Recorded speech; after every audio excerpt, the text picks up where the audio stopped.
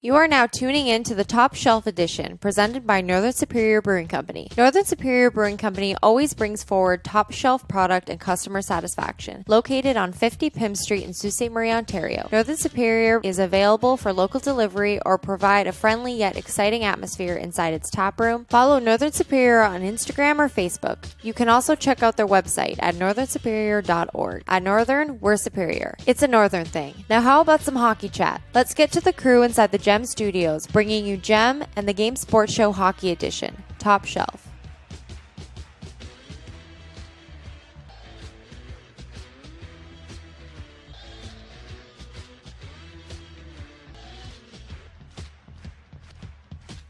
Booyah, and it's time for the Game Sports Show Top Shelf Edition presented by Northern Superior Brewing Company. It is your host, David McCaig Jr. And speaking of Northern Superior Brewing Company, hey, if you're looking any further to have some delicious beer, just make sure you dive into a Northern Superior Brewing Company pint. You can check them out on Facebook and Instagram, as well as their website, northernsuperior.org. And I must note, free local deliveries as well for those residing in Sault Ste. Marie, Ontario. As I mentioned from the top, it is David McCaig Jr., and it's going to be yours truly for this entire edition of Top Shelf, as my other fellow co-hosts that join me for Top Shelf are unable to join me here this evening. But for this edition of Top Shelf, going to get to the agenda portion. We're going to have a little bit of hashtag GEMLocal update with getting into the National Hockey League with reaction of the NHL trade deadline for this edition. Now, getting to shows that are here on the Game Sports Show. And what am I talking about? Well,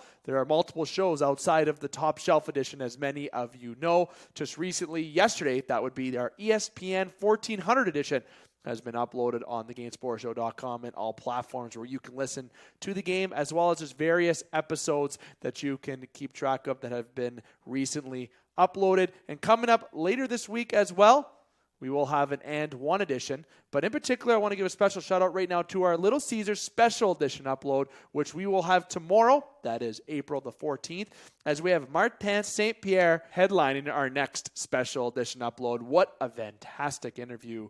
And the recording was prior to his retirement, but it's still fantastic stories that we got into. And I must say that he did have over 1,000 professional games. That is simply fantastic. So make sure you keep an eye on those uploads coming up. But right now, you're here joining me for the Top Shelf Edition. And, of course, as I've already mentioned, a solo feel here for yours truly tonight. But everyone knows that I can certainly talk a bunch. So let's get into it. Firstly, I want to get into the GEMLocal that I mentioned off the hop, as released here today, April the 13th. At the time of this upload, the update that we've received is that there will not be a 2021 Memorial Cup, as it has been canceled for the second straight season. Obviously, the WHL and the QMJHL have their seasons underway, and I must say they're shortened seasons, of course, given the COVID-19 restrictions. However, the Ontario Hockey League is the only league that has not been started as of yet. And to be honest, it seems that a start to the OHL season seems extremely unlikely, unfortunately, which is really unfortunate for the players, especially the overage players in the Ontario Hockey League. Nonetheless, speaking of the QMJHL and the WHL, they are slated to have their playoffs started, where there'll be a bubble base of sorts for those playoffs. So we're around the GEMLocal reaction here that I want to get to with the Memorial Cup having their cancellation for their second straight year. This can't come as a surprise to anyone. It is extremely unfortunate, as I have mentioned. Okay, the players don't get the opportunity to play for such a fantastic glory in their career. We've had a lot of professional hockey players that have come on this show for interviews that can talk about their days in the Memorial Cup, either they've participated for it or have won it. And the memories last a lifetime. They're priceless. They're the beginning of a hockey professional career for a lot of players, right? After you're finished in major junior, you enter the professional levels, despite if that's in the East Coast, the American Hockey League, the NHL, or if you go overseas to Europe, where there's multiple cities and countries that you can play in Europe, in particular with Special Edition co-host Brendan Brooks can allude to with that in particular. But, you know, it's certainly, as I said, unfortunate, but as I mentioned, it shouldn't be a surprise because of everything that has gone on with COVID-19 and the restrictions. We are currently in our lockdown state in Ontario for lockdown 3.0. I actually call it enhanced lockdown 3.0. It almost seems like a lockdown 3.5, which has certainly caused a lot of effects to people even outside of the rink. But sticking to the rink with GEMLocal and the Ontario Hockey League in particular, the Sault Ste. Marie Greyhounds will not be icing, but we did have Sioux Thunderbirds ice this year, where of course they played the rest of their games of the season against the Blind River Beavers in the quote-unquote COVID Cup. And of course the Thunderbirds did win that, as we alluded to in other shows, and as you can see through looking at the Sioux Thunderbirds website and social media pages. However, it would have been fantastic to see the team that the Sioux Greyhounds could have iced this year. Okay, what if Cole Caulfield came over? Would that have been an option? Or would he still be in the American Hockey League? Would we have seen Malik return? Would we have seen the talent really develop in the Sioux to become a really exciting team to watch again? And overall, would they have been successful to host the Memorial Cup? All that now remains as a mystery. And now we got to look forward into next season for the Sault Ste. Marie Greyhounds, as it seems at this current point. And the reason why I'm saying that is, yes, I hope somehow the Ontario Hockey League can ice something from May until June, have a little kind of an NCAA style type tournament and kind of a bracket format, and have someone walk away as the OHL champion this year. That would be fantastic to see. But it all matters and depends on the state of the province and if that is safe to do. Then you can maybe look at bubbles, then maybe get that underway, but it's still a lot of planning that would have to be done. To do a shortened type year, then jump into a playoffs and just have 10 teams per conference jump in, that is going to be extremely tough, especially with teams that are involved in the United States of America. What are you going to do with those teams? It's a very kind of more complicated situation for the Ontario Hockey League. In particular, if you want to compare it to the QMJHL. The WHL, of course, to be fair, had to do a lot of planning, and they were the first league to really get started, so kudos to them. But the OHL would be extremely tight and be extremely difficult to get it started at this current point. So I just want to say to listeners that, unfortunately, I don't want to be too much as the barrier of bad news, as I seem to be kind of going with the repeat of a lot of other media outlets as well. But as I mentioned, I don't want to be the bearer of bad news. But if I am being the bearer of bad news to you by saying this, I do apologize. But it seems that an OHL season is unlikely. And for those living in Sault Ste. Marie, watching Sault Ste. Marie Greyhounds, you may have to wait until next year. And again, I will say again, it is extremely unfortunate. But overall, the Memorial Cup has been canceled for a second straight season. I want to jump into the National Hockey League now. There's a lot to get into here. I'm not going to go into each trade and dissect every trade. You can look on TSN, ESPN. You can look at other outlets of sports such as Barstool and Sportsnet. You can look at different trades that were released online and on their website. There's a lot of trades we could dive into, but I am going to pick and choose particular trades and give you my kind of reaction about those trades.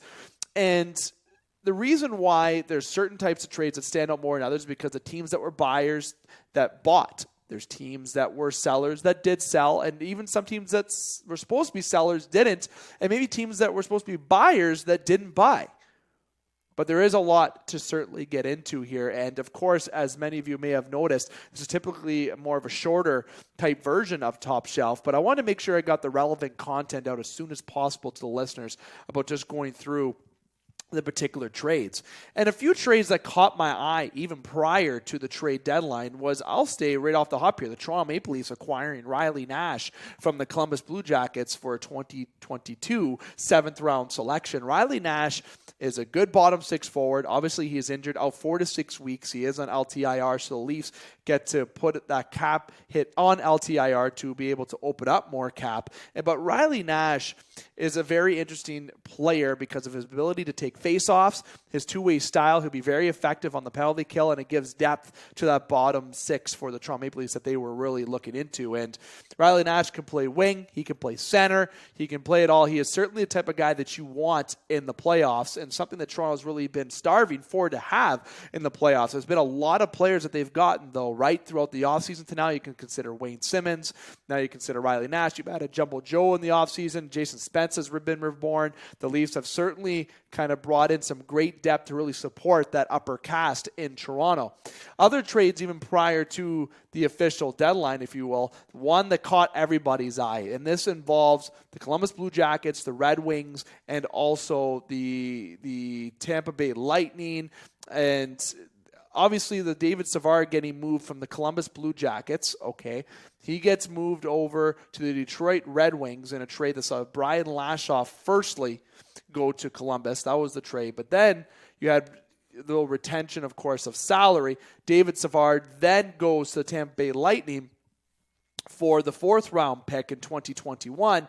Tampa Bay Lightning then get Brian Lashoff, where Columbus got a 2021 first and a 2022 third. Do you follow me? If you don't, it is totally fine. A 3-way trade that assisted Tampa Bay to be able to get David Savard with retention of salary coming from Columbus and the Detroit Red Wings. And what I want to get into with this trade is David Savard was the most coveted defenseman on the board in the trade deadline, kind of trade bait, if you will, trade tracker, media outlets, where he is a great shutdown defenseman.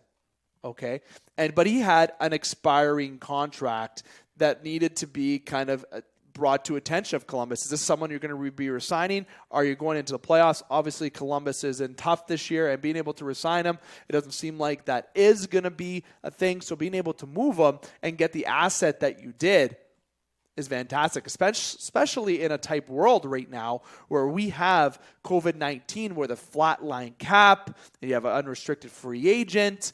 To get a 1st-round pick and a 3rd-round pick, okay, for in support of David Savard, I feel was a great move. David Savard had 6 points for the Columbus Blue Jackets in 40 games, and he was a minus 19. But there's a guy who blocks shots. He's going to be a superior penalty killer. He's going to help the 2nd and 3rd pairing for the Tampa Bay Lightning, which, let's be honest, Tampa Bay Lightning is already a very deep team.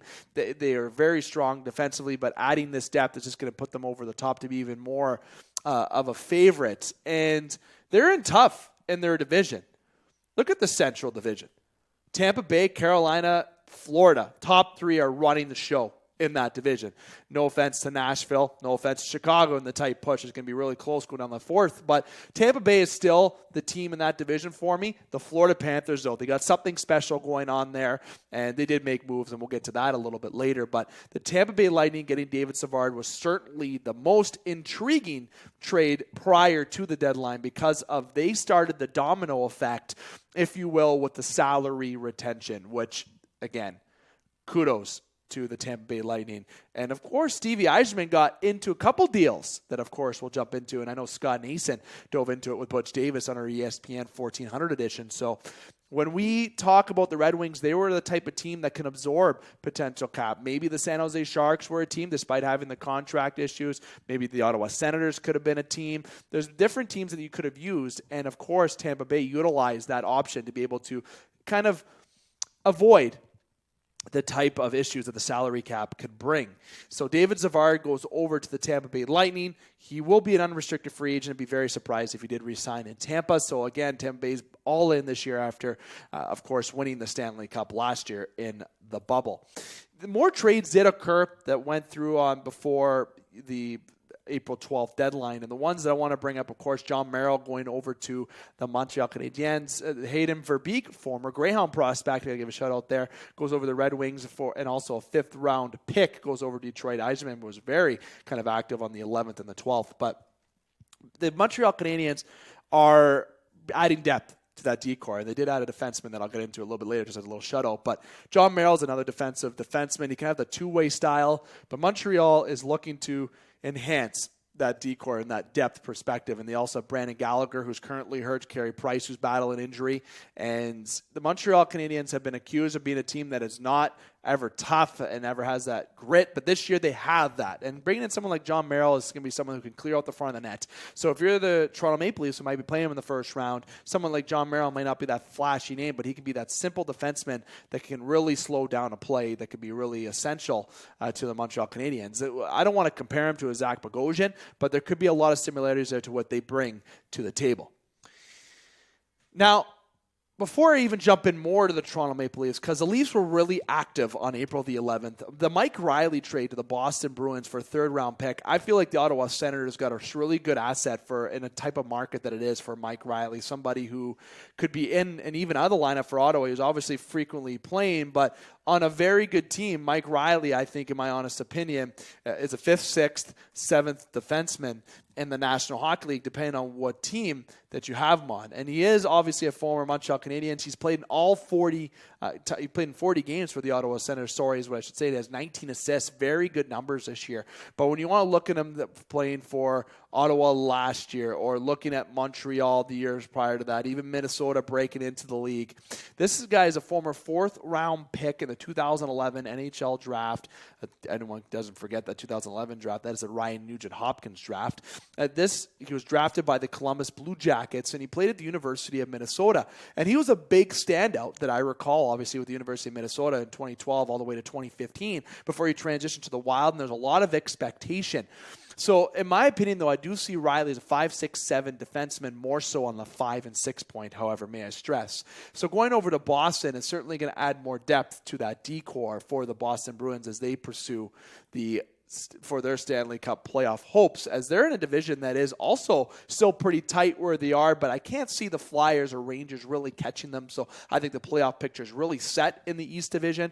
But the Boston Bruins, I find that a very interesting trade with Mike Riley, as that's a team that added depth.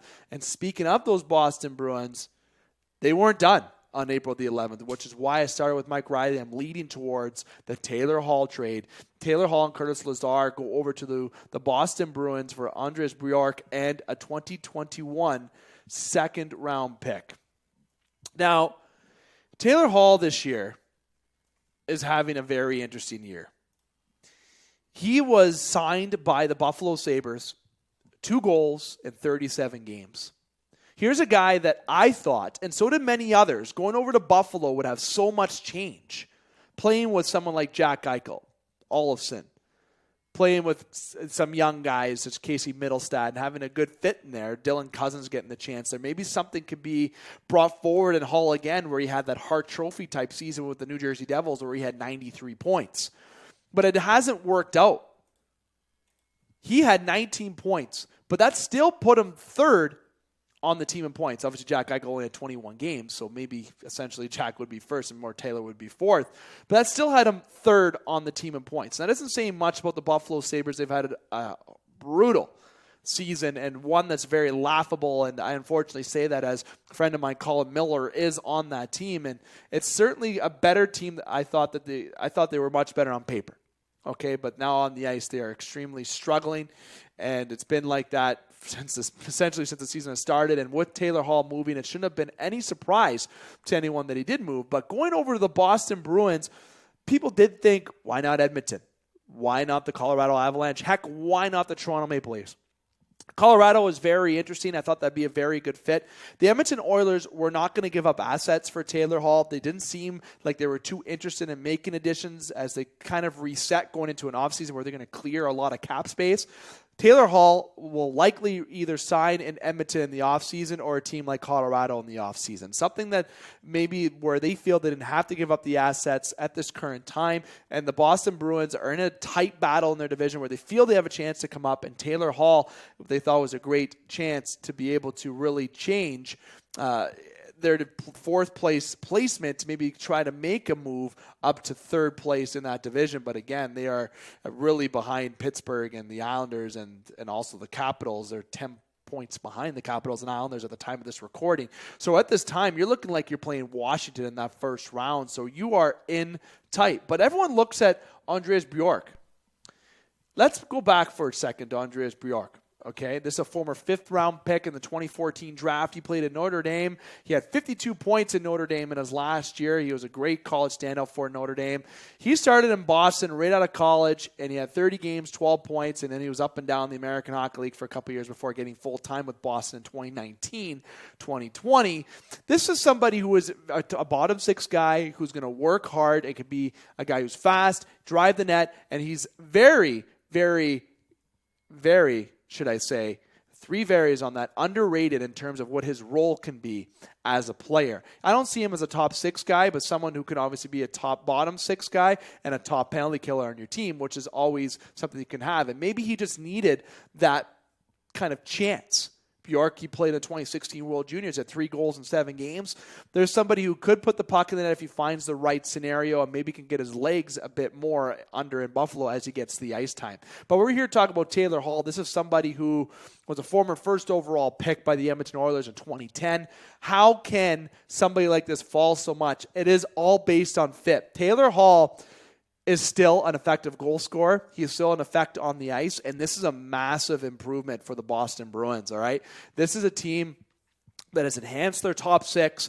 They brought in somebody who can certainly be immediate impact on their power play as well, and people say, well, where is he going to fit on this power play? And I really find that I feel that the Boston Bruins are going to put him more on a, let's say, second pairing. Because, and you have someone like Jake DeBrusk who has had his struggles this year, who I was actually very surprised that didn't move this year. He's only played in 26 games, 9 points.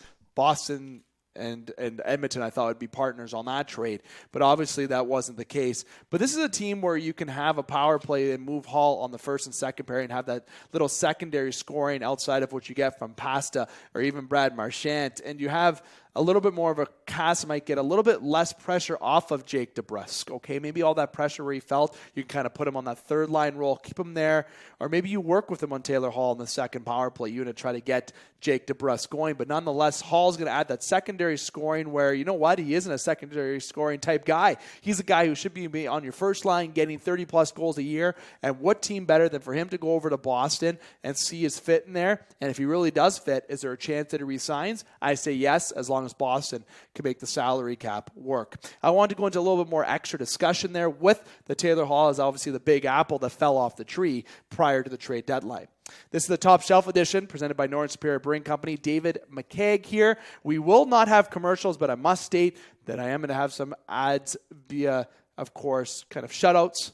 And though my first shutout, I'm going to give one to Living Sisu. Make sure you give them a follow on Instagram at Living SISU. And that's our good friend Zach Ficali's company. Make sure you check it out for all sports gear and products. And just fantastic overall involvement with the Game Sports Show is Living Sisu. If you're looking to enhance your lifestyle, look no further than, of course, Living Sisu. And I want to give a shout out to Sports Center Bar and Grill, named Sault Ste. Marie, Ontario's best sports bar 5 years in a row, 2 years straight with their wings. Right now we are in lockdown. Make sure you order and support local. Speaking of that as well, a local businessman, Mike Flamia, owns Little Caesars Pizza here in Sault Ste. Marie, Ontario. Little Caesars, yes, is a franchise, but we do have a local owner. So when I stress out local, you are still supporting local in that fashion. Make sure you also check out their online pizza portal for their orders as well. And again, Northern Superior Brewing Company. I'm sitting here right now enjoying a nice 55 from Northern Superior Brewing Company. They take care of us here on the Game Sports Show, and they will take care of you. Check them out on social media. Getting back to the show here, I want to now dive into the Toronto Maple Leafs. But before I do that, the Taylor Hall trade, there's one more person I forgot to mention, Curtis Lazar. What a fall from grace from, of course, the World Juniors. Maybe there's somebody else that can revive his career in Boston, getting that bottom 6 chance, getting that penalty killing chance, and just being around a team that can help alleviate the pressure that may be on his shoulders that maybe he felt when he started off coming out of junior hockey. You have the good leadership there in Boston. Very interested to see what they do. But the overall value, despite what Bjork can do and how I really pumped them up as a bottom 6 forward and being impressed, and a second-round pick, I do feel that the Buffalo Sabres could have got more of a return for Taylor Hall than what they did. Even though it's more of a buyer's market, there's still, I think, a first-round pick that could have been had from another team. But again, we weren't making those calls. Botterill was making those calls. The Toronto Maple Leafs made a lot of their splashes, of course, on the 11th, bringing in Nick Foligno from the Columbus Blue Jackets for a first and a fourth-round pick. The Leafs also acquired Stefan Nason in that trade. Also a 2021 fourth-round pick going over that way. So 2 fourths and a first gone for both forwards. I will say right now, that Nick Foligno, the trade was fantastic. The Columbus Blue Jackets retained 50%. The Sharks retained the 25% of that. Toronto only has 25% for Nick Foligno's contract. Dubas worked the cap, and that is another reason why he had to sacrifice moving over a first-round pick for that additional 25% to make it work with the San Jose Sharks and to make this other deal work throughout the Columbus Blue Jackets organization. You add somebody who's that seventh forward that they've been coveting. I've said on numerous shows that the Toronto Maple Leafs need to bring in another top 6-7 forward, depth defenseman, and insurance goaltender, and they did that on this day. Not saying that I'm flexing and I'm getting everything right, but this is a team that had needs to address, because seriously, this is the type of year where you got to go all in. You're in a North Division that you know you can win and be very strong, and you've been successful when your game is hot against the Jets. You've already proven you could shut down McDavid and Draisaitl, and when you did that, you exposed the Oilers. The Montreal Canadiens, despite losing on April 12th against them, there's a team that you can defeat. You just got that's everything with Montreal, though. I would say that they're going to be a feisty team. It won't be a walk in the park for Toronto if they do play them in the first round. But this is a type season where you can win your division and get to the Final Four. And once you get to the Final Four, you're looking at other teams in other divisions. Okay? But as of right now, maybe you're not playing Boston. The Central and the East and the West have a lot of good top teams. And it's going to be tough for the teams to come out of those more tough series. I believe they're going to be grueling. So Toronto can go into the Final Four, if they get to that portion, of course, if they're not defeated, and really make some noise and help the organization get a Stanley Cup for well over 50 years that a lot of Leaf fans have been waiting for. And yours truly, everyone knows that I am a Leaf fan, but I'm not going to go on the bias statement here. I'm just going to go with the trade deadline results and getting Nick Foligno's that leadership that the Kyle Dubas has been really attracted to. Look at Thornton. Look at Spencer. Look at what now Foligno brings. You bring in Zach Bogosian, whom is a Stanley Cup winner. You've traded for Jake Muzzin. Everyone loves Jack Campbell, former Greyhound Soupy. Okay?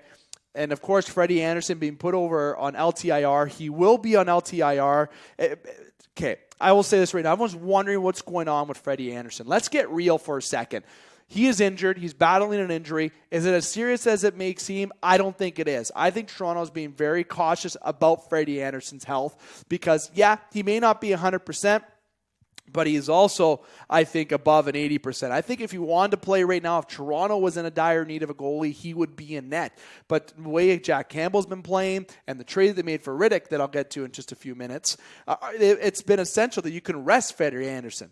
So when you rest Freddie Anderson, put him in LTIR, and with Riley Nash, and you open up that $7 million in cap relief with making movements on the taxi squad, you have been able to make these type of trades to bring in Foligno, to bring in Riddick, and they also made a depth defenseman move that I'll get into, and they also relieved a little roster spot with Alexander Barbanoff that I'll get to a little later as well.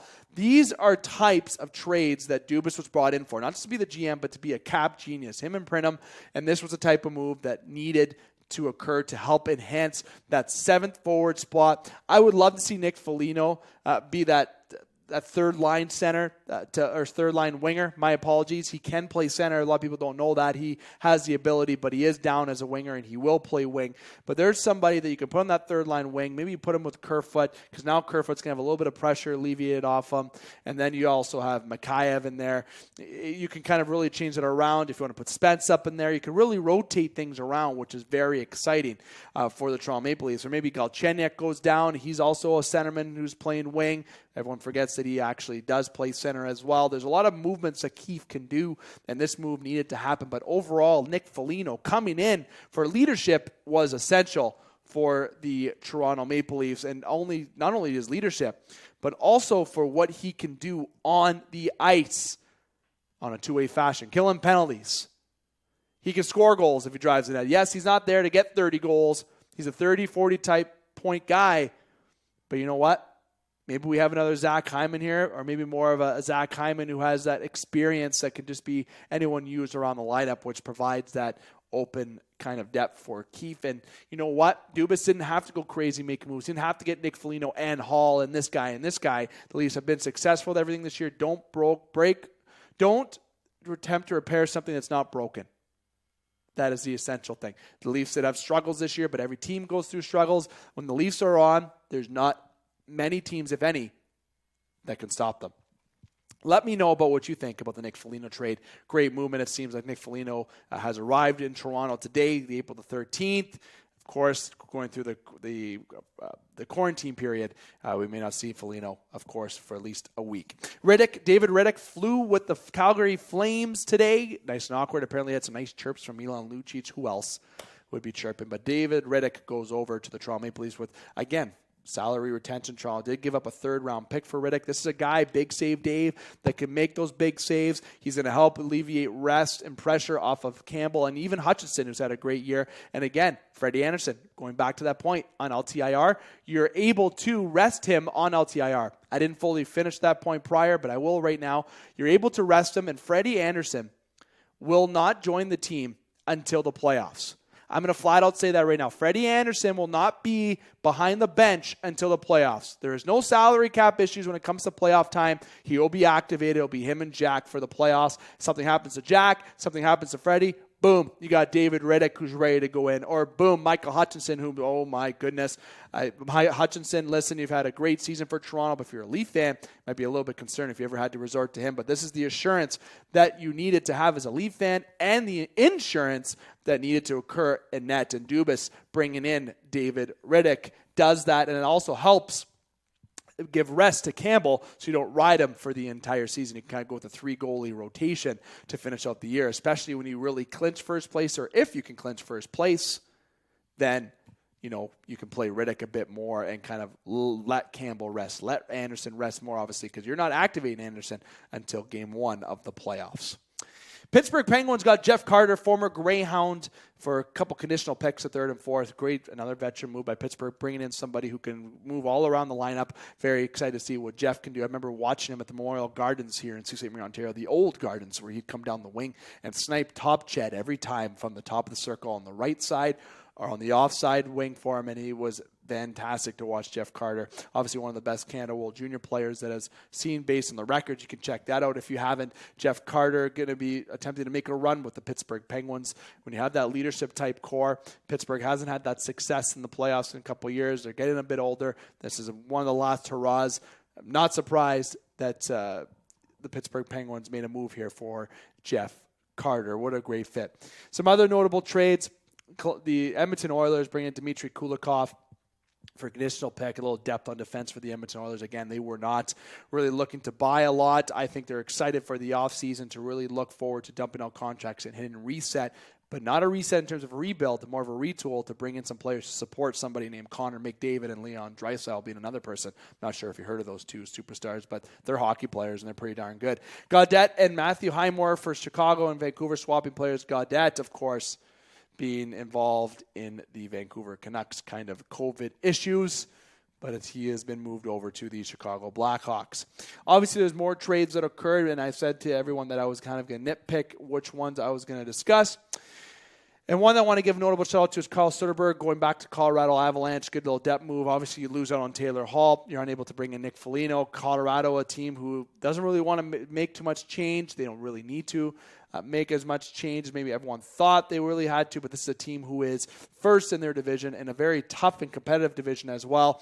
This is certainly a team that you don't need to make changes, only make enhancements as long as you don't sacrifice too much in the future. And obviously Joe Sakic felt that you would have had to sacrifice too much to make particular moves. And breaking this move, you get a couple prospects going over to Chicago and you bring in somebody that you know will be familiar with your system there in Colorado. And with Carl Soderberg, somebody who is 35 years old. He's a veteran. He's played over 500 games. He's played a lot over in Sweden before coming over to the National Hockey League. And obviously, in his last time with Colorado, he's got almost 50 points. This is a guy who got 51 points. He got 14 points, 37 points, and 49 points in his time over with the Colorado Avalanche. So he has had his time with Colorado. So this is something that he knows and will succeed in with the Avalanche. Sam Bennett goes from Calgary over to Florida. Sam Bennett, we all knew he was going to get traded. This is somebody who obviously was a 4th-round pick. Hasn't worked out for good old Sam Bennett. Okay, this is a guy that everyone thought coming into the league was going to be maybe like a second-line type guy. So I know some people that thought he was going to be a first-line guy. I always felt him to being along the lines of a second, third-line guy, kind of like a Nazem Kadri. but I'm not saying he is a Nazem Kadri type guy right now, because obviously the points will prove, and kind of the player that he's turned out to be will show that he isn't. But that's where I thought he'd be when you enter the National Hockey League after having some success over, obviously, in Kingston with having 91 points and 24 points in 11 games in his last season there. This is somebody who went into the training camp with Calgary this year, knew he was going to get traded. But speaking of training camps, go back to when he was in his entry draft when he couldn't even do a chin-up. And he still probably lives up to that right now. But this is somebody who has been rumored for the last couple seasons, and moving him over to the Florida Panthers, this really, really describes the Florida team perfectly. A lot of players on this team that maybe don't flash out as much as Toronto's main roster, I guess, will. But, of course, they have a lot of good talent on that team, such as Barkov. You have, of course, Huberdeau. You've made a move in the offseason to bring in Hornquist. But if you go down the list for a lot of players, they brought in Alex Wemberg, who was kind of on a chance after being released from the Columbus Blue Jackets. Nikita Gusev, there's a move that they've signed somebody after his contract was terminated with the New Jersey Devils. Anthony Duclair, who had such a great year last year. This is a lot of guys that were just gelling well together. And speaking of the Florida Panthers, of course, with Aaron Ekblad going down, which is so unfortunate after him having a Norris-type season, unfortunately for him. He might be lucky to even be back next year based on that injury. So they did bring in Brandon Montour with the Buffalo Sabres to try to kind of add some more insurance to that decor, but they still have a lot of great talent on that decor that can really shut down teams, such as Gudas, such as Forsling. Gustav Forsling has been doing quite well in the games that I've watched with Florida. You also have Stroman, you have Mackenzie Weegar, you have Keith Yandel, now Montour. They have type guys that they can make everything work in Florida. Everything is gelling perfectly with the Florida Panthers. Mason Marchment, former Leaf, if everyone remembers, a lot of tough, grit guy, bottom six guy, guys that are literally going to work you into the ground. And then their top guys such as Barkov and Huberdeau will just make silly of you and put the goals on the board. But I'm very excited to see where Sam Bennett fits, as well as Nikita Gusev. I feel like Gusev is going to have a very strong fit there with the Florida Panthers. And with Anthony Duclair, there's a guy who's only had 16 points this season. Hasn't been as good as he was last season. But again, this is maybe a type of guy when it comes down to the final stretch of the season and going into the playoffs that you want, and maybe in that bottom six rotation.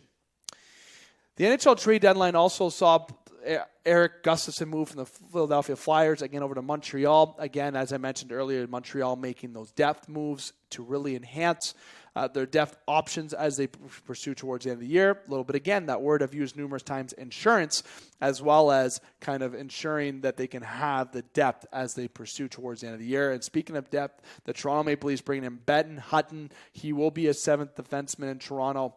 I know there's a lot of cases. Why wouldn't it be Sandin? Why wouldn't it be Liljegren? Listen, these guys are young guys. Don't rush them in. We all thought that Sandy was going to be in the lineup this year, but let me tell you, if I'm looking at seventh defenseman Ben Hutton, who played on the bottom pairing with the Anaheim Ducks, this is a good seventh defenseman to bring in for Toronto. It's better him than having Martin Marincin in the lineup, let me tell you that much. Erica Branson goes over from Ottawa over to the Nashville Predators for a prospect and a seventh-round pick. Ottawa did make some moves here today, nothing really flashy in terms of selling, but moving over, Eric will add again some depth to Nashville's defense as they continue to pursue the playoffs. Barbanoff moved over to San Jose for Antti Samala in Toronto, as I mentioned with Barbanoff earlier. Alexander Barbanoff is somebody who had a lot of expectations this year for Toronto, but he didn't live up to it.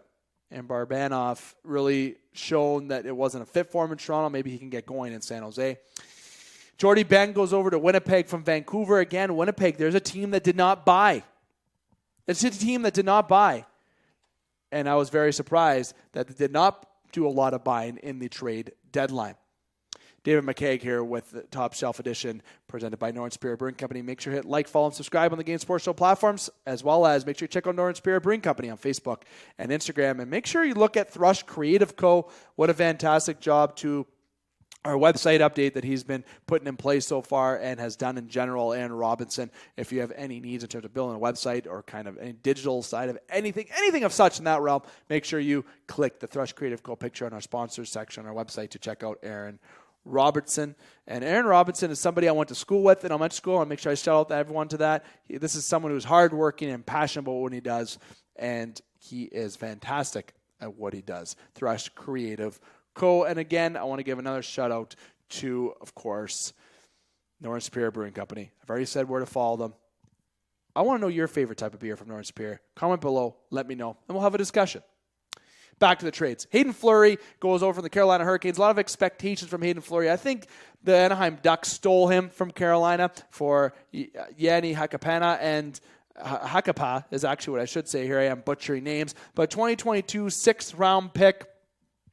Hayden Fleury is somebody who obviously had a lot of expectations coming out of the draft. Okay? And getting drafted by the Carolina Hurricanes, I must remind everyone that he got drafted 7th overall in the 2014 draft. It hasn't been a great fit for him. 35 games this year. He has 1 goal, -6 rating on a team that's winning. This is somebody who is crammed in a tough defensive core in Carolina. And for him to go over to the Anaheim Ducks, he's going to have the opportunity to be with a team that's on kind of the rebuilding side. He's going to have a chance at the age of 24 to kind of really start to come out and see if he is going to be that top 4 defenseman that everyone presumed that he was going to be. The last trade I want to get into, the Washington Capitals and the Detroit Red Wings. Everyone was probably waiting for me to jump into this one, so I'll spend a couple minutes into this before we wrap up the show, as I mentioned. A little bit shorter version. Yes, usually these are about over an hour long. We're just over the 40-minute mark right now. And a lot of talking that you've heard from me, a little bit of product placement as well. I appreciate everyone listening up to this point again here with the Top Shelf edition of the Game Sports Show. The Washington Capitals acquired Anthony Mantha, Jakub Vrana, Richard Panik, a first-round pick in this year's draft, 2021, and a 2022 second-round pick. All right. When I saw this trade, I was sitting down. I was home from work, getting caught up in the trades, and I had an alert on my phone when I pulled into the driveway, and I looked at my phone. Obviously, this was one of those trades that came in more so at the end of the day. This is somebody who is a power forward type mentality who can put the puck in the net. Someone who had 11 points in 7 games at the 2014 World Juniors. He's been in the Red Wings organization since 2014. He got drafted first round, 20th overall in that draft. If anyone wants to know, Kirby Reichel went before him with Columbus. Frederic Gauthier, the GOAT, went after that. If you're a Toronto fan, youch. I remember sitting at home saying that Toronto should have drafted Anthony Mantha or Shea Theodore that year. And we all know that, again, I'm going to flex when I'm right. And look how that would have worked out if they went that way. But nonetheless, back on point. And a lot of teams probably could have made those moves. But again, back on point, David. Anthony Mantha. This is somebody who is a part of the Detroit Red Wings organization right now who signed a long-term contract. He has 21 points in 42 games. He's a -14. He's on a team that is extremely struggling.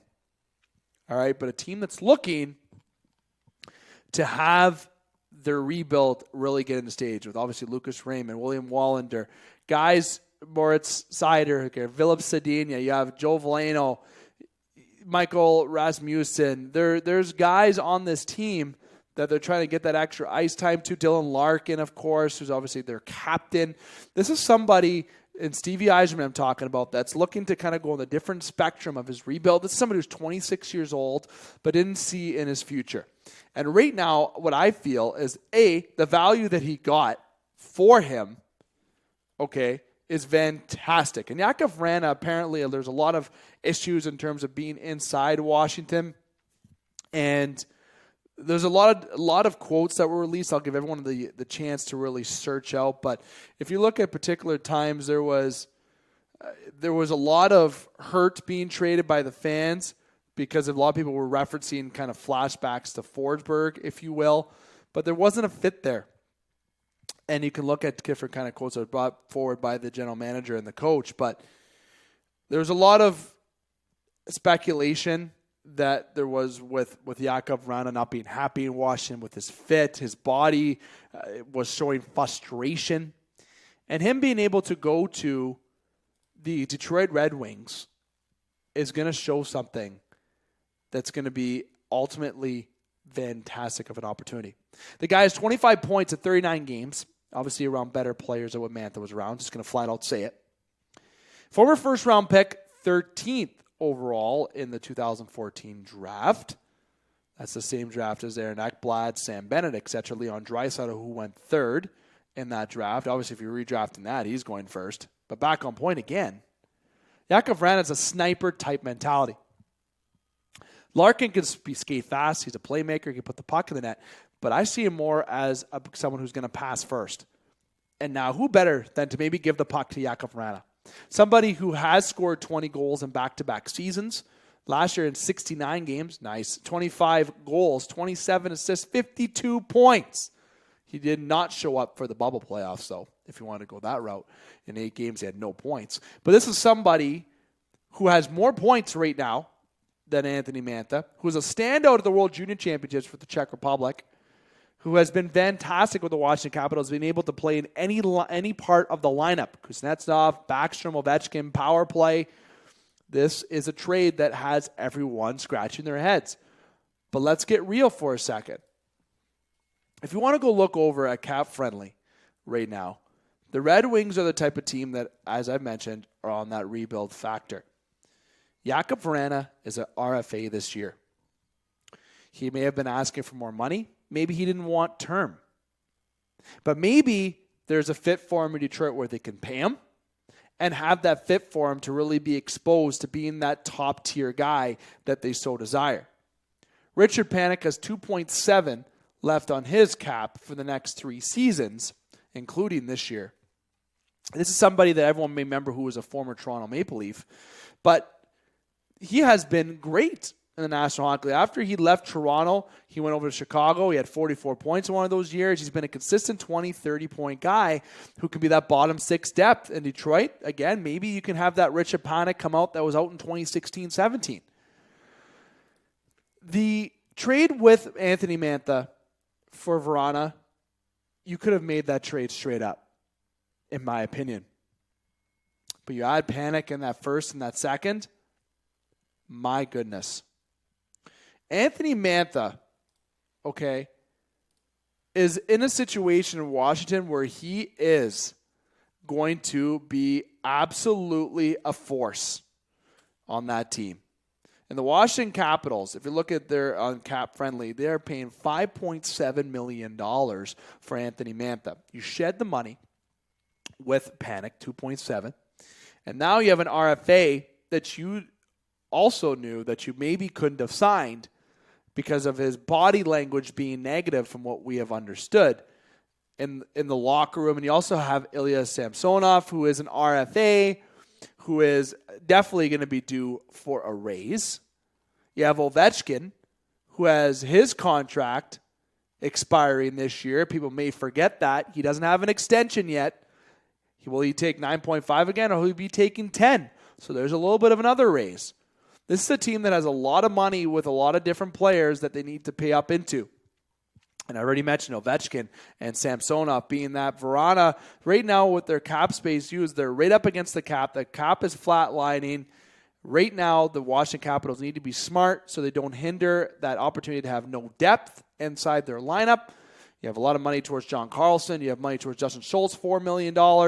You have Zdeno Chara's contract, who's coming off the books next year, who most likely will retire after this year. But they did not have to pay Panik that 2.7 anymore, and they didn't have to feel obligated to pay Vrana, who would have guaranteed gotten over $5.5 million.